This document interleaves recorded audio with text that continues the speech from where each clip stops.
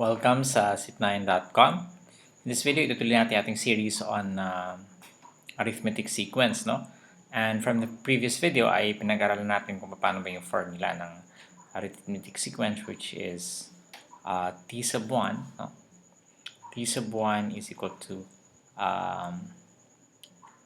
or t sub n, sorry, equals to t sub 1 plus n minus 1 times t, no? Where t sub 1 is the first term,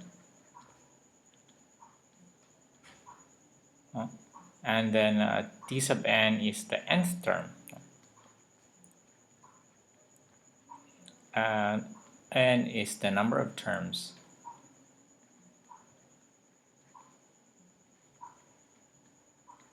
and d is the constant difference. Okay, so gagamitin natin the formula na to to solve this is difference. Constant difference. Diff na lang natin, no? Dahil hindi na kasya. So, sagutin natin tong dalawang questions na to. So, what are the first four terms of the arithmetic sequence for which the first term is 7 and the constant difference is 5? So, for number 1, this is very easy, no? Nagsimula ka sa 7, tapos ang constant difference mo is 5. So, gagawin mo lang is magpa-plus 5 ka na magpa-plus 5, di ba? So, 7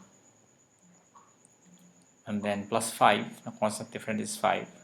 We have 12, and then again plus 5 is 17, and plus 5 is 22, no? So yun lang. But if you use this formula, of course mas mahirap, no?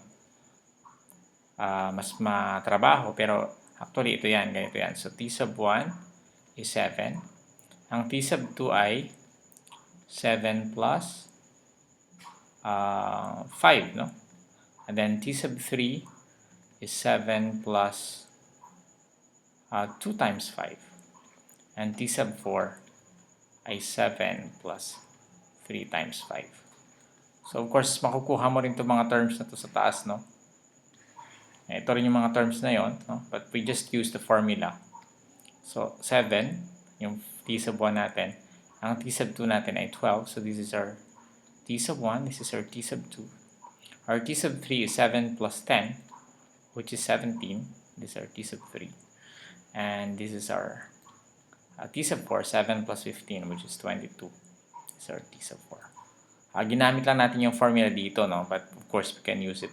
We can use this. It's better and it's faster. But dito, pinakita lang natin kung paano gamitin yung formula, no? Tignan nyo yung formula sa pangalawang video, no? Yung sa previous video natin. At makita nyo paano siya ginagamit. Okay, so let's answer number 2. Find the 100th term of the sequence in 1. Okay? So, ibig sabihin, kukunin natin yung t sub 100, no? Kasi 100th term, no? So, if t sub 1 is the first term, t sub 2 is the second term, t sub 3 is the third term, of course, t sub 100 is the 100th term. So, we are looking for t sub 100. And again, we substitute sa formula, no? So, we are looking for t sub 100, which is equal to t sub 1 plus, ano yung n natin? 100 din kasi 100 yung number of terms siya, no? So, dito, kung ano man yung number dito, ganun din yung number, yung n natin. Because this is n, di ba? So, this is t sub n. And this is n, so 100 din dito. Minus 1 times t. And we have, ano ba yung t sub 1 natin dito? T sub 1, we have 7 plus 100 minus 1. Anong difference natin dito? Common difference. Constant difference. It's 5, di ba? So, this is 5. So, this becomes 7 plus 99 times 5. 99 times 5 ay ilan? Pwede nyo gamitin yung calculator nyo, pero may mas madaling technique dyan, no? Ang 100 times 5, di ba 500? Tapos bawasan mo lang ng isa, magiging 490. Bawasan mo ng isa yung tag 100 niya. So, 5 100, babawasan mo ng 5. So, 500 minus 5 is 495.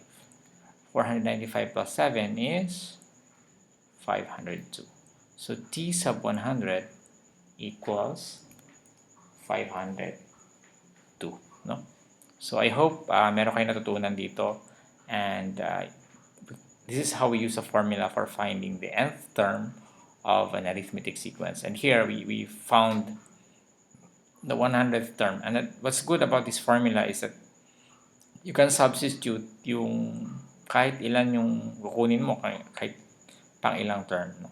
100 term, 1,000 term, just substitute the values here. Okay, may mga susunod pa tayo na videos, abangan nyo. Gusto ko yung invite sa zip9.com, pwede kayo mag-subscribe dyan, and of course, pwede na kayo mag-subscribe sa ating YouTube channel by clicking the subscribe button below the video. Maraming salamat, and see you in the next tutorial.